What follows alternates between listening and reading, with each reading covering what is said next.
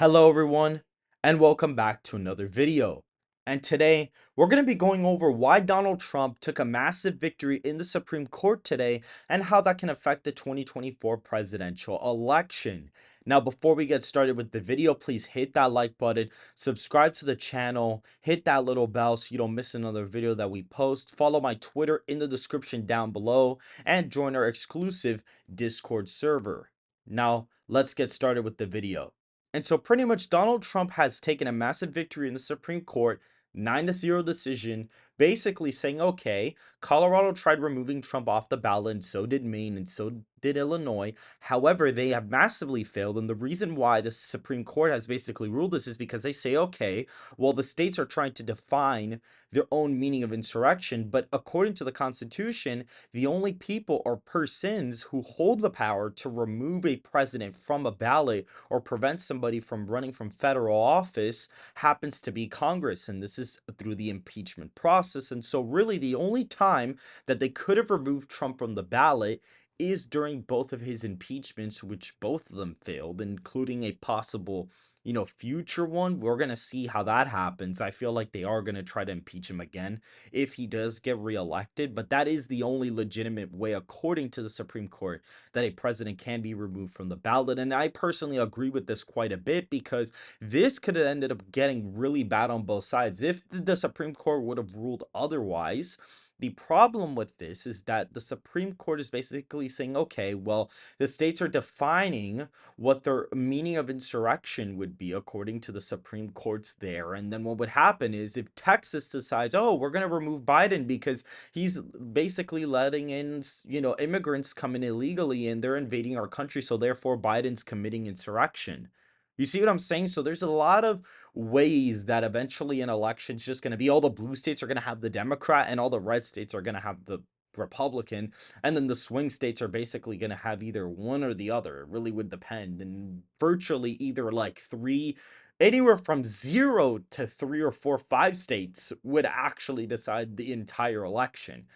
And so that would make politics a lot worse, especially if this would have gone through. So for the country, I am personally really happy that this happened, not just because of the fact it's Trump, but because of the fact that this could have happened to anybody in any state, Republican, Democrat, or even independent.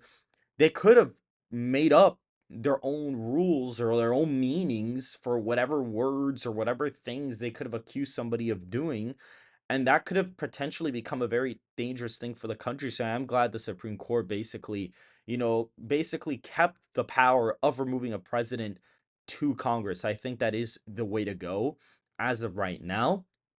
And so pretty much after all of this, it's like, okay, well, that basically means that, okay, if the only thing that could stop a president from being in power is being impeached by Congress, then theoretically, if one of these political indictments, more than likely would be the one from DC, if Donald Trump were to hypothetically get jail time before the election, I doubt this would happen, but if he were to hypothetically get jail time, I do have an electoral map for this. Now, this would be super unprecedented because this would be the first time that a major party nominee would be running from jail. The last time that this happened was, I believe, was Eugene Debs. I think it was the 1892 presidential election where he ran and he still got 4 or 5%, and he was a third party candidate. He performed just as well nationally as Gary Johnson from a jail cell, and he was part of the Socialist Party from back then. And so, as of right now, I am going to be constructing an electoral map, basically saying, okay, Donald Trump would theoretically be put in a jail cell before the election, and Biden would be the incumbent. If this were to happen, Biden would probably lose pretty badly. Now, you're thinking, whoa, well, how does that even make sense? Well, what would happen is that Trump's base would basically be reignited. I'd expect that a lot of Hispanic and African American voters would basically swing towards him. I'd actually expect in this scenario that pretty much Trump would get really close to winning African American voters. He'd probably get in the almost the 40s with African American voters if this were to happen. And so based off of that, I do think that, and as well as a lot of rural voters, a lot of that rural vote would really come out, and states like Wyoming would have like an R plus like 40 margin, like a crazy margin, plus 45, like some really crazy margins, like plus 50 margins would be in there. Like the red states would get way redder, but the blue states would get way bluer. So theoretically, Biden does perform better in the popular vote, but in the electoral college, he actually does worse. It's kind of weird. I know you guys are thinking like, oh, this is super strange, but Biden, okay, Trump basically would perform way better in the deep red states, and Biden would improve in the blue states. This is the one scenario where I can see Biden getting over 81 million votes. Colorado and New Mexico would become likely. You'd have Texas and Florida be likely Republican, including likely Iowa and Ohio. This would be a high turnout election, in my opinion, because both sides would be very, very invigorated to come out and vote. I think Alaska would still be likely in this scenario. I think Illinois would be likely, possibly.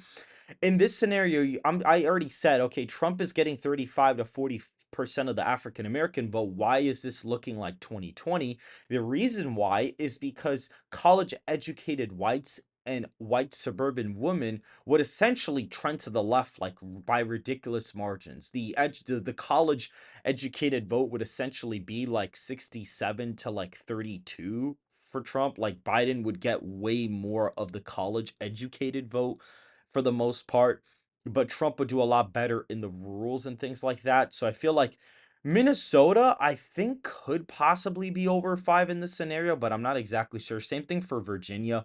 Essentially, what would happen is, you know, theoretically, the whole country would just get even more polarized than what it was beforehand. Essentially, New Hampshire would be likely.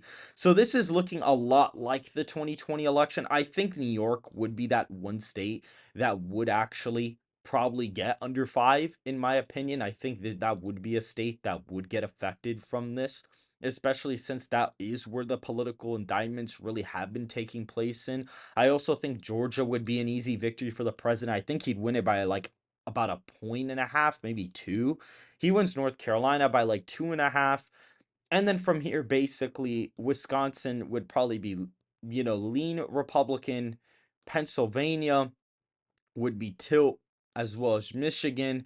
I think in this scenario, Arizona does actually go Republican, and I think Nevada goes lean, and the Nebraska 2nd District goes tilt Republican, giving Donald Trump 313 electoral votes to Joe Biden's 225 electoral college votes. And you can see here that, yes, Virginia is likely, with New York being lean. Yes, I didn't do that by accident. I think New York would get a lot closer in this scenario just because of the fact that a lot of the political indictments have happened here. And I think Trump's base would be really invigorated here. And a lot of the African American support in some of these communities would kind of bolster the state and really move it to the left for the most part. And I think he'd perform exceptionally well in northeastern Pennsylvania.